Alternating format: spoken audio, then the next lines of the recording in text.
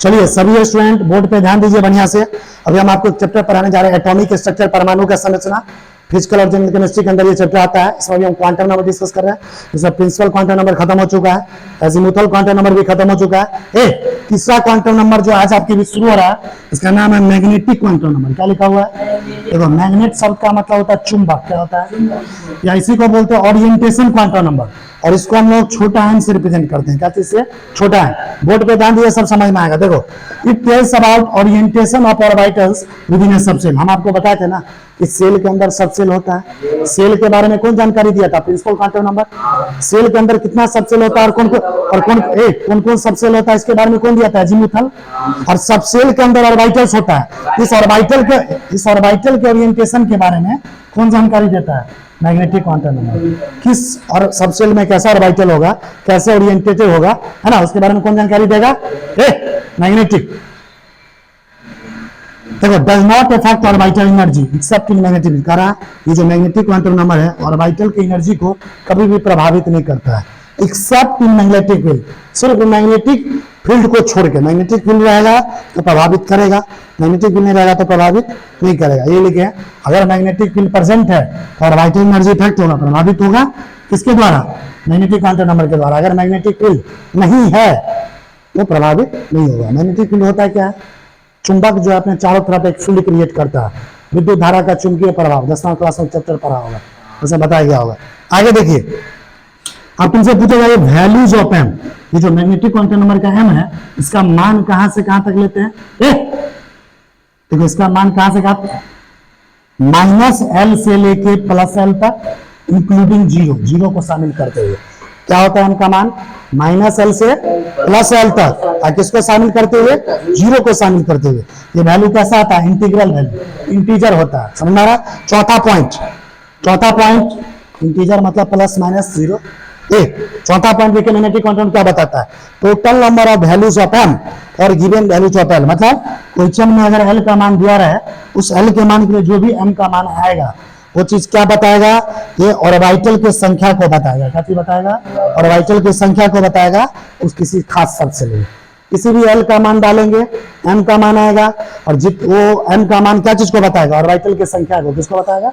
अभी इसको हम दिखा रहे हैं। देखो, सबसे पहली बात, एक बात बताओ, एल का मान कहां से शुरू होता है? जीरो से। कहां से शुरू होता है? तुम याद करो, एस सबसेल के लिए एल का मान 0 होता था। क्या जीरो से भी पहले होता है कुछ? तो एल का मान पहले क्या लेंगे?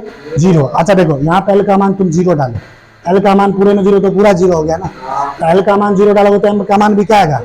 0। एम का मान क्या होता है? -L से +L। यहाँ पे एल क्या है? 0। तो एम का मान क्या आएगा? अच्छा देखो, एल का मान के लिए एम का मान जितना आएगा वो उतना ऑर्बिटल होगा। एम का मान 0, एम का 1 मान आया ना, एम का मान यहाँ पे क्या आया? यानी इसमें कितना ऑर्बिटल होगा? यहाँ पे 1 वैल्यू आया। अच्छा, एल का मान 0 किस सबसेल को रिप्रेजेंट करता है?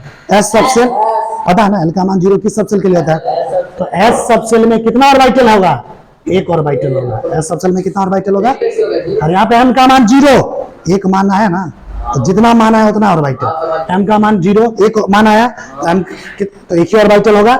यानी एस सबसेल में कितने ऑर्बिटल होंगे? 1 ऑर्बिटल। और उस ऑर्बिटल का नाम है, ध्यान दो, उस ऑर्बिटल का नाम क्या होता है? S orbital. क्या होता है? बोर्ड पे ध्यान दो, समझ में नहीं आएगा। एस सबसेल में कितना ऑर्बिटल? ध्यान दो, एस सबसेल में कितना ऑर्बिटल? एस सबसेल में कितना ऑर्बिटल? उस ऑर्बिटल का नाम एस ऑर्बिटल। क्या नाम है? तुम्हारे मन में सवाल है जैसे एस ऑर्बिटल देखने में कैसा होता है? हम अगले क्लास में इसका शेप के बारे में भी डिस्कस करेंगे। एस ऑर्बिटल का शेप कैसा होता है तुम्हारे एनसीईआरटी में भी दिया हुआ है, काफी परीक्षा में आता है। फिर देखो, अब एल का मान 0 के अलावा हम क्या डालेंगे? 1। क्या डाल सकते हैं? 1 डाल सकते हैं। अच्छा बताओ, एल का मान तुम यहाँ पे 1 डालो तो -1 +1, -1 से +1 के बीच में सब कुछ आएगा, और साथ साथ 0 को लेते हुए। तो देखो एम का मान क्या कहेगा? -1 0 +1, 3 ठो मान आएगा ना जी? -L से +L तक एम का मान, एल का मान अगर 1 डालते हैं तो एम का मान क्या ठो मान आ गया? 3 ठो। कितना मान आया? ये समझ में आ रहा है कैसा आया? तुमको आया? तो यानी यहाँ पे कितना मान आया? 3 टू। अच्छा, एल का मान 1 किस ऑर्बिटल को रिप्रेजेंट, किस सबसेल को रिप्रेजेंट करता है? P subshell. याद है ना? एल का मान 1 किस सबसेल के लिए होता है? यानी पी सबसेल में कितना? हाँ, एम का मान 3 है, मतलब 3 ऑर्बिटल हुआ यहाँ, यानी पी सबसेल में कितना ऑर्बिटल? 3 ऑर्बिटल। कितना ऑर्बिटल, बहुत इंपॉर्टेंट है। यानी पी सबसेल के पास कितना ऑर्बिटल होता है, 3। और तीनों ऑर्बिटल का नाम भी याद रख लो आज के बाद, ये काम देगा काफी। एक ऑर्बिटल होता है पीएक्स, एक होता है पीवाई, एक होता है पीजेड। ये जिंदगी भर पूरे केमिस्ट्री में काम देगा। 11वीं क्लास का जितना भी चैप्टर पढ़ोगे केमिस्ट्री में और 12वीं क्लास का जितना भी पढ़ोगे, हर चैप्टर में ये काम आएगा, कभी पीछा नहीं छोड़ने वाला, इसलिए ये पहले पढ़ा रहे हैं। और परीक्षा में भी क्वेश्चन आता है, बताओ लड़का, पी सबसेल में कितना ऑर्बिटल, पी सबसेल में कितना ऑर्बिटल, कौन कौन, पीएक्स, पीवाई और पीजेड। अच्छा देखो, इसमें m का मान -1 0, तुम्हारे मन में आएगा सर किस ऑर्बिटल के लिए कौन m का मान होगा इसमें, तो देखो याद देखो, px और py के लिए m का मान +-1 होता है। मतलब अगर px के लिए 1 ले लेंगे तो इसके लिए py के लिए -1, अगर इसके लिए -1 तो इसके लिए, इसलिए m का मान +-1 किसके लिए, px और py। और pz के लिए m का मान क्या होता है, ये 0 जो आया किसके लिए आया, pz के लिए, किसके लिए आता है, समझ आ रहा है। अब चलो, अब l का मान 1 की जगह हम 2 डालते हैं, क्या डालते हैं, l का मान 2 डाले। देखो यहाँ फार्मूला में 2 डालो, तो -2 से +2, तो -2 से +2 प्लस 0 को भी लेना है। तो देखो -2 से +2 में क्या क्या आएगा, -2 -1 0 +1 +2, इतना ही चीज आएगा ना जी। -1 और +2 में यही सब चीज आएगा ना। तो क्या ठो मान आया देखो, तो 1 2 3 4 5, यानी l का मान अगर 2 डाले, l का मान 2 किस सबसेल को बताता है, डी डी डी। l का मान 2 किस सबसेल के लिए, m का मान 5 आया, 5 ऑर्बिटल हुआ ना, यानी डी सबसेल में कितना ऑर्बिटल होगा। और तुमसे पूछेगा सर वो 5 ऑर्बिटल का नाम बताइए तो कौन कौन होता है, ये भी बहुत काम देगा आगे।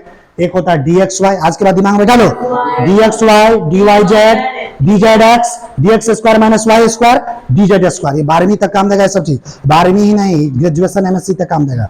डी ऑर्बिटल 5 होता है, कौन कौन होता है नाम बताओ, dxy dyz dzx dx² - y² dz। ये देखने में कैसा होता है इसका शेप भी हम पढ़ाएंगे कुछ दिन के बाद, ठीक है। अब देखो l का मान 2 के बाद अब क्या डालते हैं, 3, क्या डालते हैं, 3 तक l का मान लेते हैं ना जी, f सबसेल तक। तो l का मान 3 डालेंगे, तो फिर देखो इस फार्मूला में l का मान 3 डालो, -3 से +3, और -3 से +3, तो -3 से +3 क्या क्या आएगा, -3 -2 -1 0 +1 +2 3, यही ना आएगा।